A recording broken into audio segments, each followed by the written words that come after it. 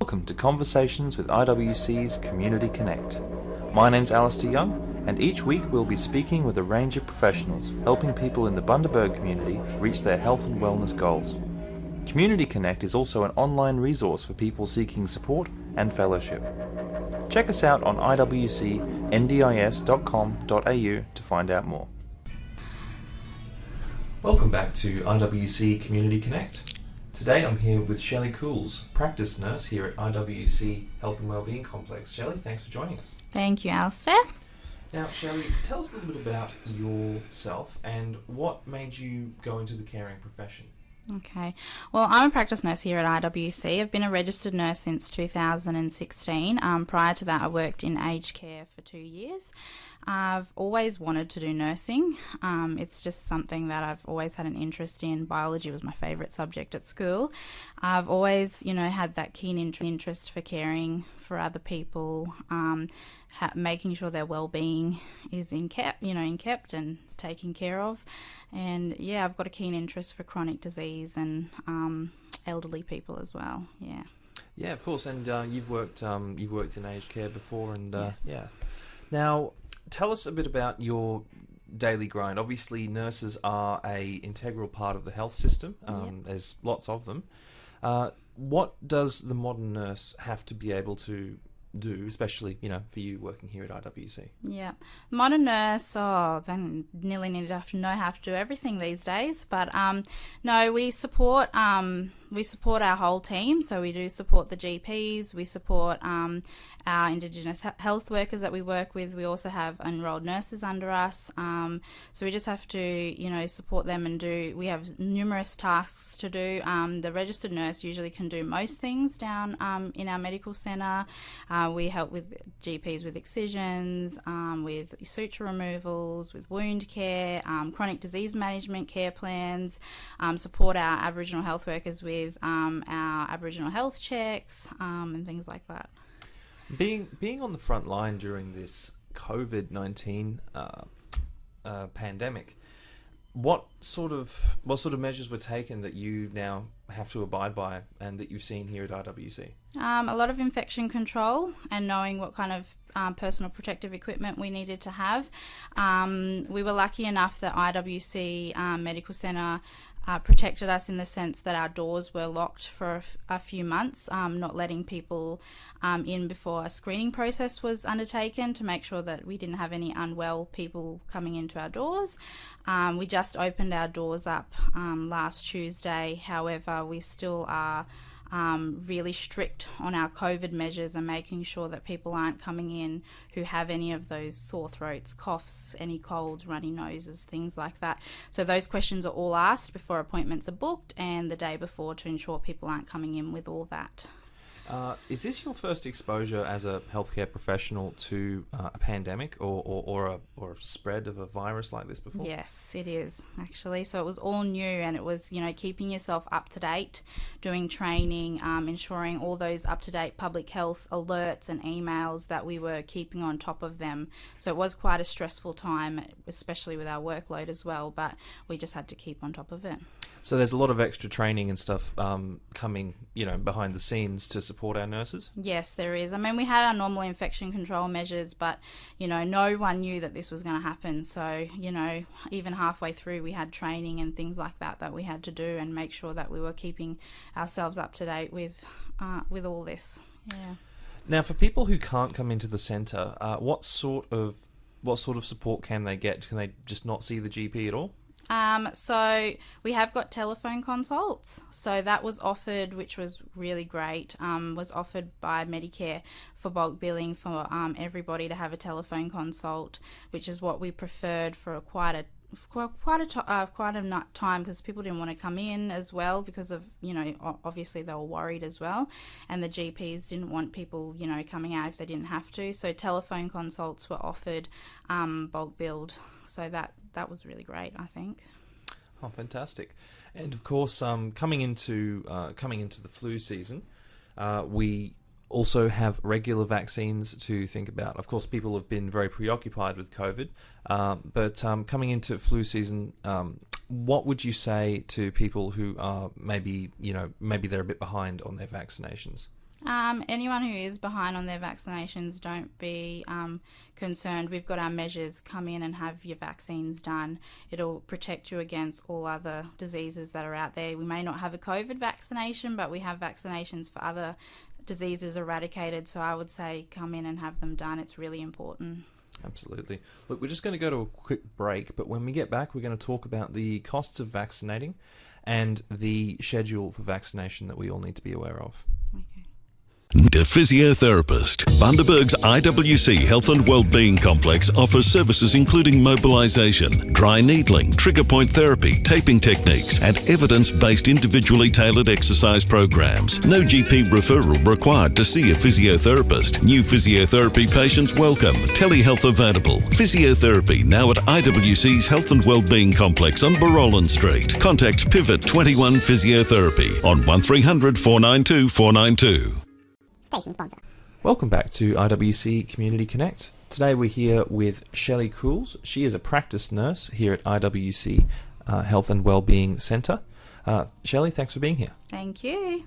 Now, we've just been chatting a little bit about the COVID-19 restrictions, and of course COVID-19 has been at the forefront of everybody's mind recently. But we are actually coming into another time which people need to be aware of every year. Is that right? Yes, so our flu season, it's really important that we're getting vaccinated against the flu. I know it can be a touchy thing with people about whether or not they should or shouldn't have it, but I actually think it's quite important, more so for our more vulnerable people that are more at risk of getting influenza and more at risk of, death and serious illness with the influenza. And I think it's really important that most people do get vaccinated, more so for herd immunity. I think that's really important. So in terms of vulnerable people, being exposed to somebody who might have been able to shake off the flu themselves but didn't get the vaccination, that they could get a worse version of the flu, if you know what I mean. Like they might not be able to handle it in the same way. Yes, so our more vulnerable people, especially those over the age of 65, if they were to get the flu, it could be more of a serious more serious thing especially if they haven't had their flu vaccine. Yeah. Is it a fairly common killer for people over the age of 65, the flu? Yes, it is. The flu vaccine is actually funded for our over 65s, and they also do have a different vaccine, which is a stronger vaccine for them to cover them. We also have them funded for all children under the age of 5 years old, because children are more at risk as well. All Aboriginal and Torres Strait Islander people are funded for the flu vaccine, as well as they are more vulnerable people as well. Oh, absolutely. Well, that's good to know. Now, can people also get vaccines elsewhere? Yes, they can get vaccines from your GP with a script. So you can obtain a script if you're not eligible for a funded vaccine from your GP, and then head off to pharmacy, grab the vaccine and have it done. A lot of pharmacies as well do provide the vaccine to people as well. Yeah. Oh, that's fantastic. Now, obviously, IWC is, we're not just a vaccination centre, we're a whole of person wellbeing centre. Another major part of what we do is creating care plans. Now, that's something our GPs do. You were telling me a bit about this off air. What's the difference between a care plan and a referral? A care plan it's a plan essentially. A person will sit down with a care plan nurse, and they'll do some what they call care planning, and they'll sit down and discuss all your chronic medical conditions that you have. So a chronic medical condition is anything that has lasted more than 6 months and is impacting on your overall health. They'll sit down and go through some goals and some treatment measures and what you can do to make your health better and to get on top of that chronic disease before it becomes anything worse for yourself. Yeah. So it's really plugging people into a whole range of different supports rather than just giving them a referral to one specific service. Yeah, so in that plan, if a person needs a referral to a specialist, that can be done. So they'll go and see the GP after the nurse and they'll get a referral to a specialist. It also allows them to access allied health services. Easy. Okay, so we've got EPCs, which are referrals to allied health specialists. That allow them to, it has to be related to the chronic disease.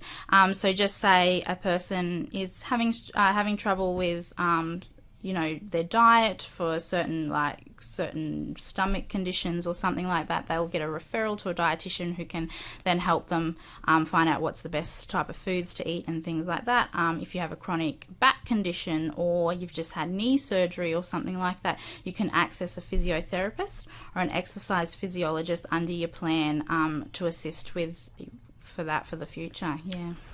Does the same thing go for accessing a psychologist or some sort of counselling? Like, can you get a care plan that involves mental health? Yes, so there is a mental health. So it's called a GP mental health care plan. So that is a whole other one. So that allows you to have 10 visits to a psychologist, and also allows for you to, to be referred to a psychiatrist as well. So that comes under a whole other banner, so it can be separate. So it allows you to, access things for your chronic diseases and then again for your mental health. So it doesn't all have to be under the one.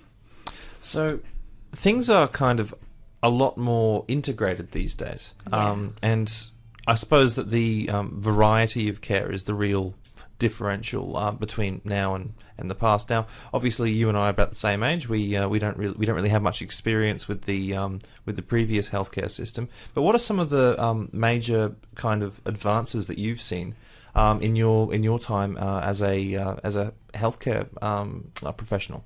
Especially in GP practice, I think it has it's become a lot more important to think of the person as a whole. And not just as what's that one condition and we're just trying to, give you medication or, focus on the medical term of it. We're thinking of the person as a whole and then, figuring out what we can do to make sure their health in every aspect, mental, spiritual, physical, is all maintained and looked after. I think that's quite important, and I think that's a big advance. We're not just looking at medical terminology and the medical health. All right, thanks for that. That's fantastic. Now, of course, people can also get health checks if they are Indigenous, I understand. So can you tell us a bit about the Aboriginal health checks that are available through IWC? Yeah, so we do Aboriginal Torres Strait Islander health checks, and we have a great team of Indigenous health workers that do our health checks, and then obviously in backup with our GPs as well. Now, the Aboriginal Torres Strait Islander health checks are annual health checks, and now these also allow clients to be referred to the Allied Health Services, as I previously stated. So they get the 5 visits as well. So the health check is a comprehensive health check just to check overall health, make sure that everything is, as it should be, highlight anything that is concerning. So there's a lot of discussion around how, they're coping with things and what they feel they may need to help them better their health. And, they'll see the doctor and have blood tests and things like that to just keep on top of their health and make sure, everything is all intact. I mean, it starts from a child being 12 months of age up until, 99, 100 years old, which I think is really great because, they may be healthy, but, at least if they're having them every year, we can see the difference and there might actually be something happening. And of course, having regular contact with a healthcare professional can only be a good thing in the long run. Yes. Look, I'm afraid that's all we've got time for today, Shelley, but thank you so much for joining us, and we hope to chat with you again. Thank you so much, Alistair. Thank you for joining us for Conversations with IWC's Community Connect. Each week we will continue to speak with a range of professionals who help people in the Bundaberg community reach their health and wellness goals. Remember, Community Connect is also an online resource for people seeking support and fellowship. Check us out on iwcndis.com.au to find out more. We hope you've enjoyed the show.